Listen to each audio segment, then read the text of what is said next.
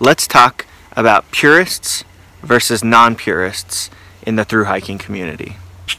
So once I started my thru hike, the Pacific Crest Trail, I quickly came into this term of being a purist or being not a purist. You know, a lot of times hikers will say I'm not a purist. Usually purists haven't really been very outright with saying that they're purists. Maybe I just haven't met any, I don't know.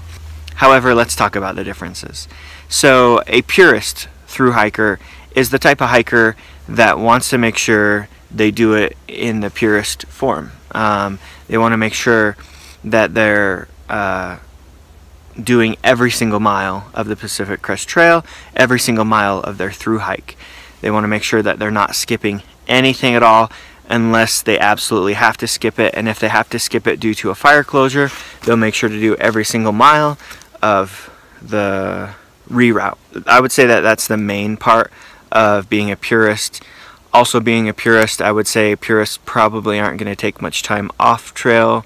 They'll probably spend more time on trail, more time doing the hike. They're probably a little more hardcore. Depending on how much of a purist they are, they might not accept trail magic certain places. But mainly, the thing that I've noticed so far is it has to do with mileage and taking breaks.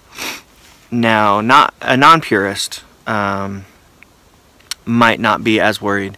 So for example, on the Appalachian Trail, I heard about this thing, I think they called it yellow lining, but there's a lot of hitchhiking, and you know, you hitchhike on one side of the road, and then when you hitchhike back to the trail, you end up on the other side of the road.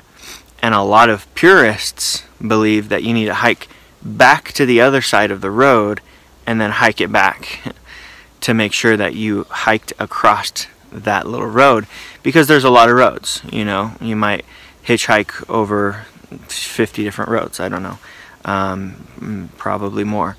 And so hitchhiking across, let's say 100 roads, and each road is 30 feet, you know, math, 3,000 feet.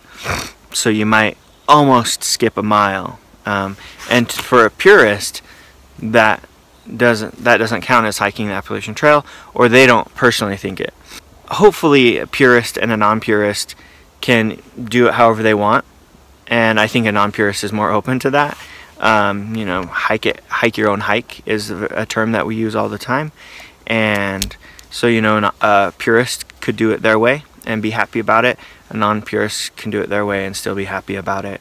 I'm definitely a non-purist. You know, if you skip a mile out of 2,600 miles or 2,100 miles, it doesn't matter. Like that 1 mile, I'm definitely not a purist. I also think that purists might be upset if you hike it in a different way. For example, I'm skipping the Sierras, and so if I end up finishing up to Canada and then coming down and southbounding the Sierras, I would count that as hiking the Pacific Crest Trail, because I did it all at once, you know, in the same year. I would even be okay with saying I hiked the Pacific Crest Trail if I didn't do the Sierras this year and did them next year. I could be more specific and say, well, you know, it took me 2 years. And I definitely think there is something to hiking it all at once, and those are two very different things. But still, purists would definitely say that, you know, you need to hike it all at once, you need to not skip any single mile. So yeah, that's the difference between purists and non-purists. Again, I think either way is fine as long as you are okay with either way. And, you know, if you're a purist, that's fine. You know, you can chat with a non-purist about why you think, you know, they should do it a certain way, but you should be okay with however anyone decides to hike the thru hike, because hike your own hike.